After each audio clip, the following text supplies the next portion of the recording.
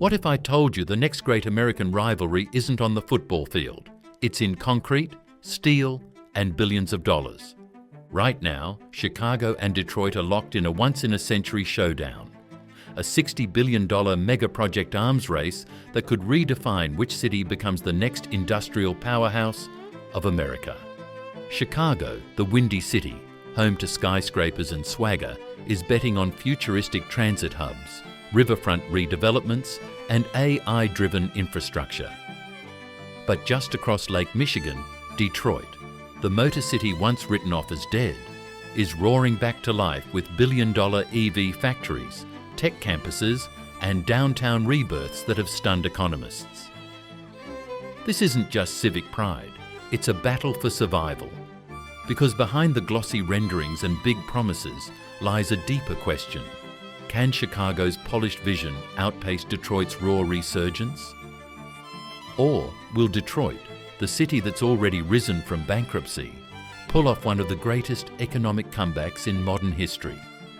From megafactories to megatowers, from bankrupt blocks to billion-dollar boulevards, this is the untold story of America's $60 billion megaproject war. And make no mistake, one city will walk away the winner. The other could end up paying for decades. Chicago has never been afraid of ambition. This is the city that invented the skyscraper, rebuilt itself after the Great Fire, and once hosted the World's Fair that promised to define the future. But the Chicago rising today isn't just rebuilding its skyline, it's rewriting what a North American megacity can be. At the heart of it all sits a cluster of projects worth over $30 billion, stretching from the Chicago River to O'Hare International Airport.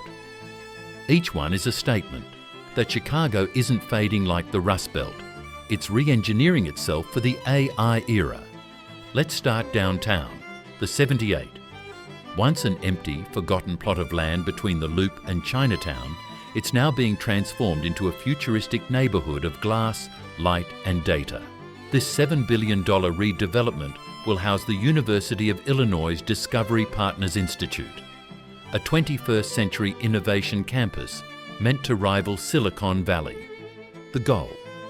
Turn Chicago into the Midwest brain hub, where AI startups, biotech labs, and quantum computing researchers all collide in a single city block.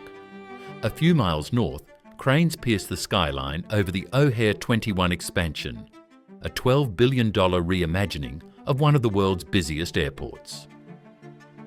Inside those blueprints, a terminal designed by Jean Gang, wrapped in curved glass, powered by renewable energy, and built for the autonomous air travel future.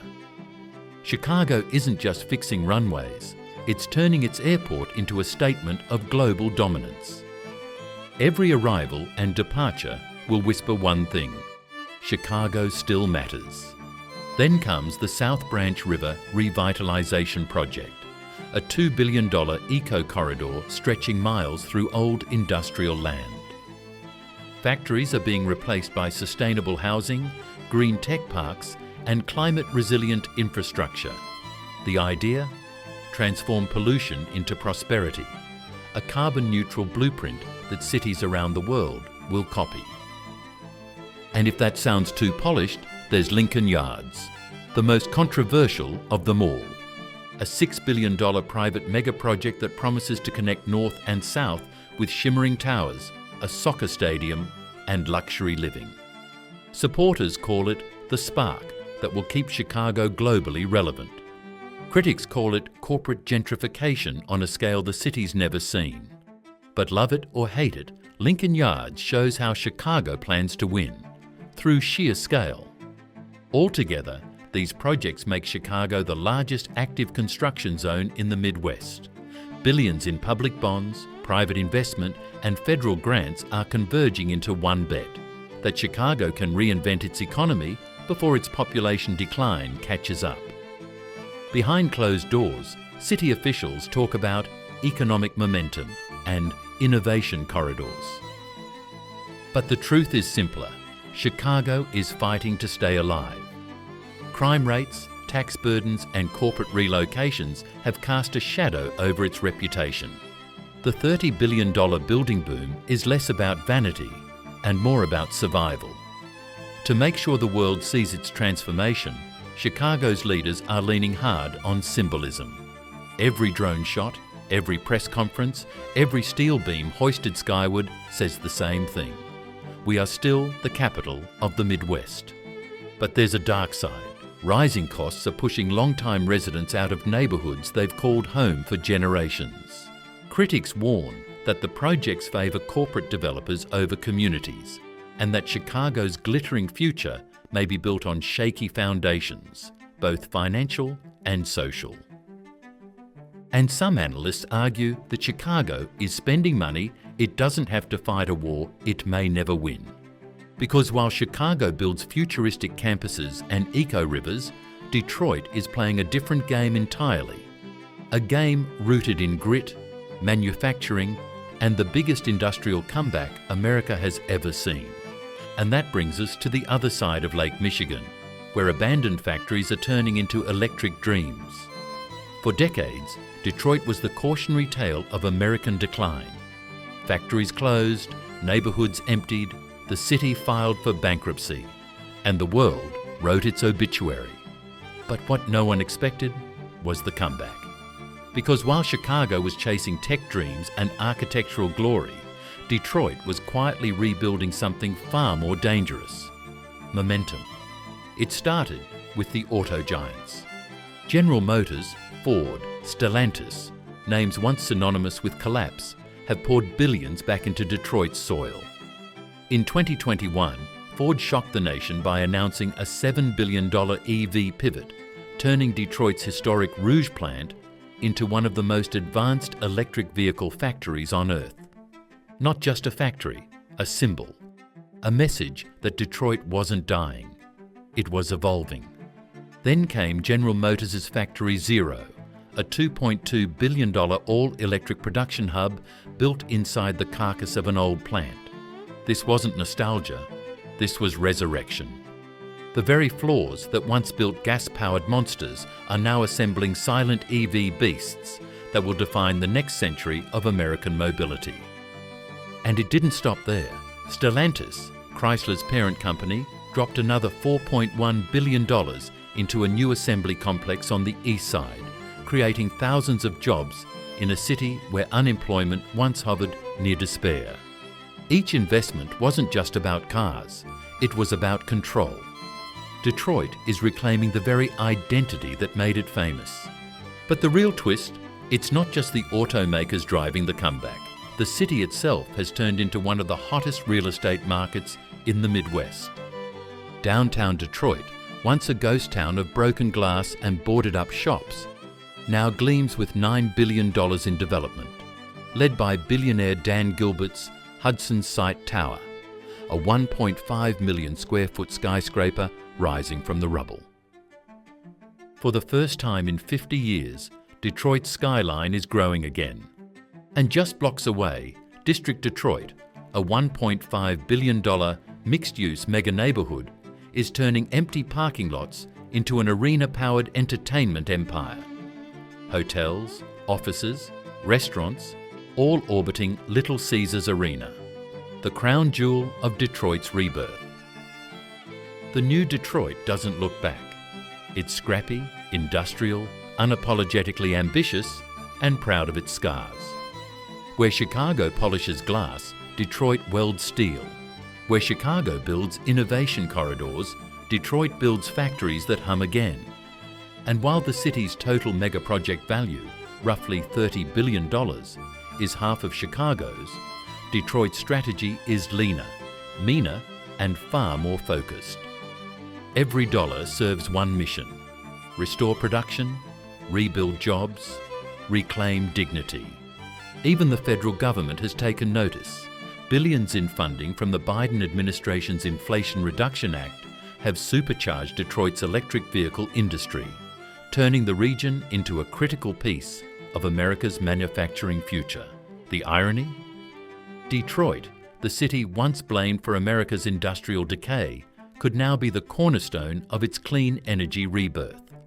Still, Detroit's comeback isn't without cracks. Population loss continues. Poverty rates remain high. And while luxury apartments rise downtown, the outer neighborhoods, the real Detroit, are still waiting for their share of the miracle. But for the first time in a generation, the word hope doesn't sound delusional here. It sounds electric, literally. Detroit is no longer asking to be saved. It's challenging the rest of America to keep up. And Chicago, watching from across the lake, knows it. Because for the first time in a century, the Motor City might just outbuild the Windy City. Across Lake Michigan, two skylines rise for two very different reasons. Chicago builds to preserve power. Detroit builds to prove it still has some. On paper, the numbers tell one story. Chicago's pipeline of projects dwarfs Detroit's by almost 2 to 1. But numbers lie, because this isn't a competition of size, it's a competition of soul. Chicago's strategy is top-down. Corporate developers, political alliances, and polished renderings designed to lure global capital. It's a city that markets optimism the way Silicon Valley markets software. Glossy, efficient, and a little detached from reality. Detroit's model is the opposite. Ground up, blue collar, fueled by grit and risk. Every new building there feels like an act of defiance. Every groundbreaking ceremony doubles as a resurrection. Yet both cities are chasing the same finish line. Relevance in a century where manufacturing, climate, and AI collide. Whoever wins reclaims the narrative of the American Midwest, the region once written off as flyover country. Chicago calls itself the Midwest capital of innovation. Detroit calls itself the comeback city. But behind those slogans is an urban arms race shaping policy at every level. City halls are trading press releases like artillery fire. Chicago touts its AI research centers. Detroit fires back with battery plants. Illinois unveils tax credits for green tech. Michigan counters with EV subsidies. Even architecture has become propaganda, where Chicago's shimmering towers symbolize intellect. Detroit's raw brick facades symbolize resilience. The irony is that both cities are using the same playbook, massive public-private partnerships backed by billions in federal incentives. What separates them is execution. Chicago's projects are intricate, layered, politically choreographed, which means they can stall the moment bureaucracy hiccups. Detroit's are brutally straightforward. Build fast, prove results, move on to the next. And that difference might decide everything.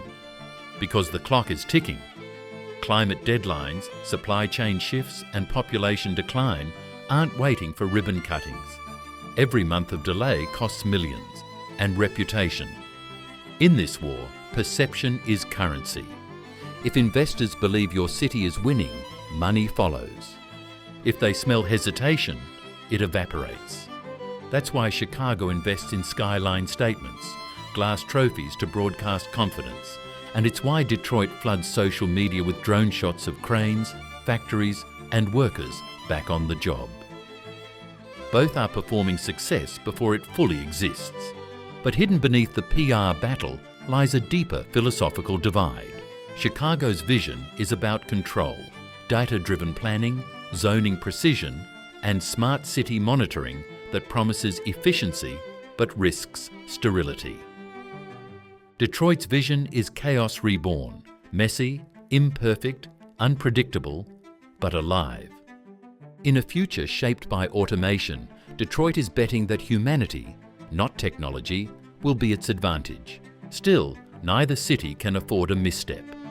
Chicago's debt load hovers near record highs, and a single stalled megaproject could trigger political fallout.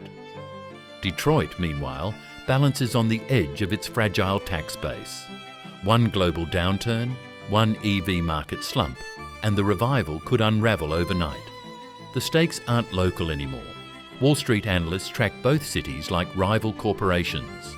Foreign investors from Japan, Germany, and the Gulf states are quietly buying in, betting on which metropolis becomes the new gateway to the American industrial renaissance.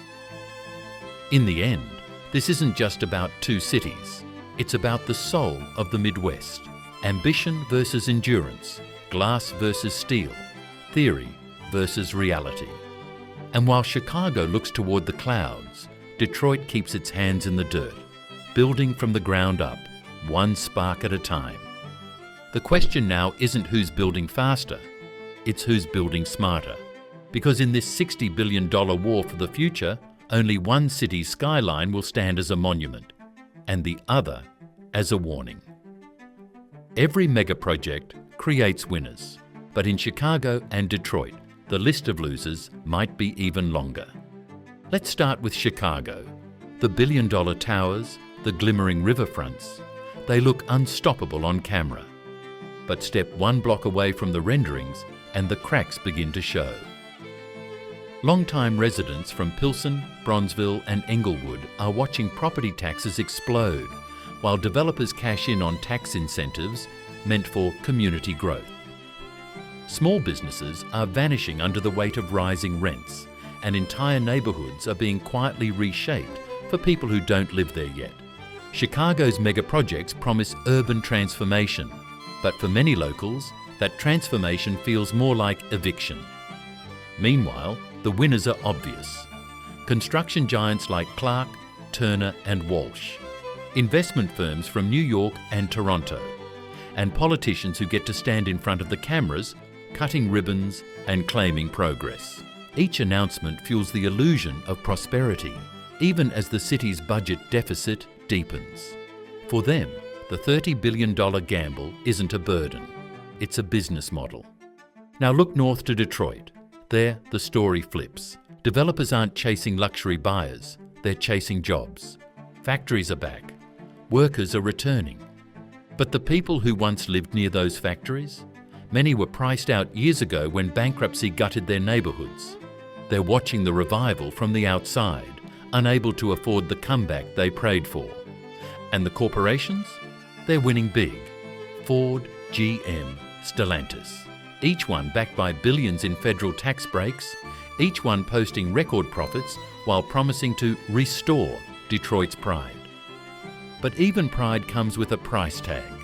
Wages aren't keeping up with inflation, and the cost of living in reborn downtown Detroit has quietly doubled in less than a decade.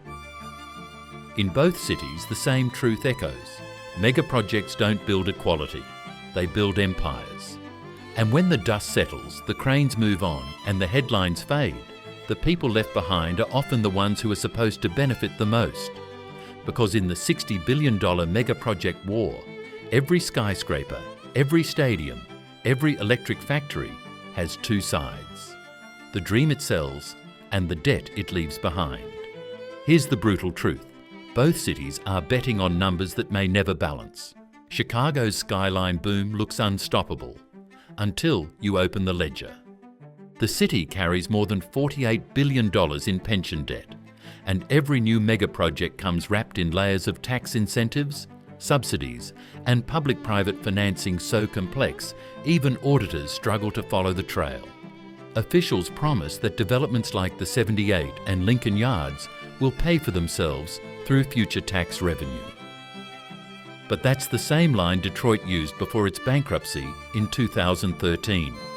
The math depends on one fragile assumption: continuous growth.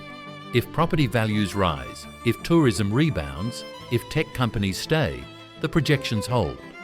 But if interest rates climb or a recession hits, Chicago's glossy renderings could morph into glass ghosts. Even now, analysts warn that cost overruns on O'Hare's $12 billion expansion could balloon past $15 billion before completion, and taxpayers will be the ones footing the difference. Detroit's gamble is just as dangerous, only in reverse. Instead of borrowing to build, it's giving away revenue to attract. Billions in federal and state tax credits for EV factories and battery plants mean short-term growth at the expense of long-term cash flow. Ford's new Rouge EV campus alone secured incentives worth nearly $1 billion, money that won't go into schools, roads, or city services. Economists call it growth without dividends. A city reborn, but still broke. Both cities are playing the same game with different currencies. Chicago is betting on future taxes. Detroit is betting on federal favors. And both assume the global economy will cooperate. A dangerous illusion in a world of inflation spikes, automation shifts, and political uncertainty. For every optimistic projection, there's a haunting precedent. Empty Olympic venues, half-finished skyscrapers, and billion-dollar debts that outlive their creators. History shows that megaprojects rarely deliver what their spreadsheets promise.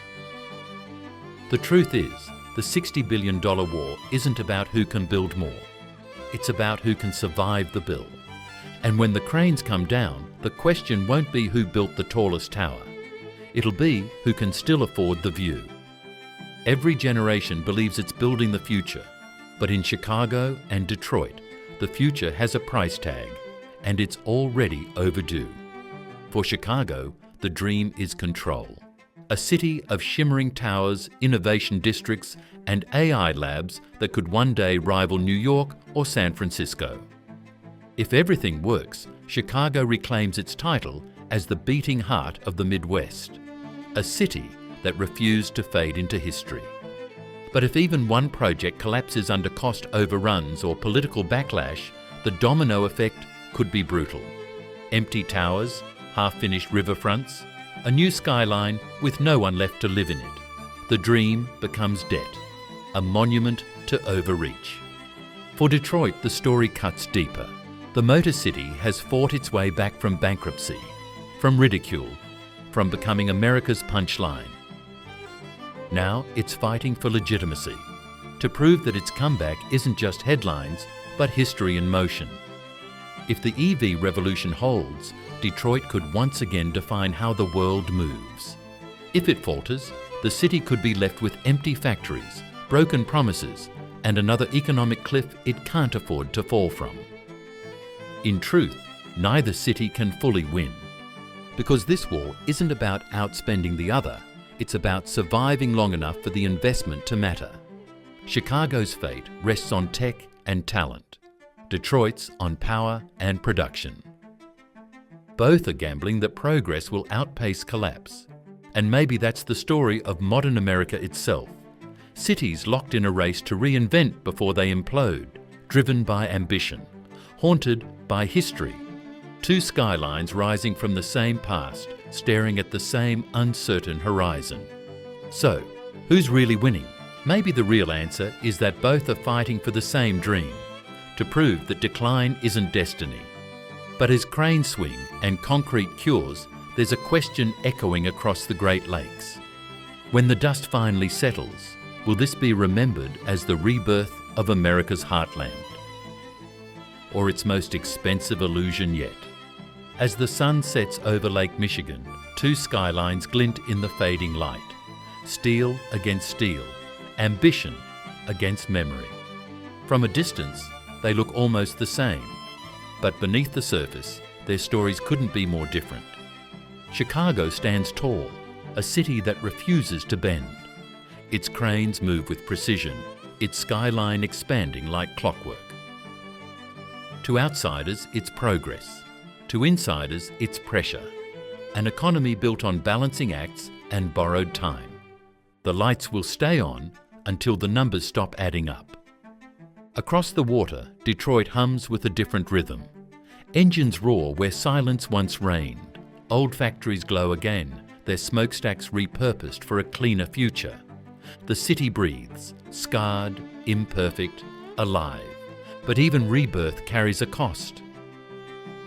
The same industries rebuilding Detroit could one day automate it out of existence. And somewhere between those two skylines lies the truth about modern America.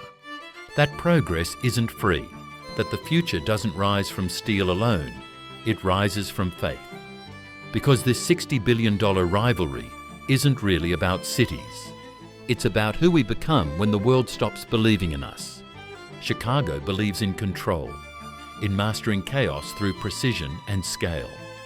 Detroit believes in survival, in building with bruised hands and borrowed hope. Both are right, both are wrong, and both are running out of time. A decade from now, one of these skylines will be the symbol of a new American era.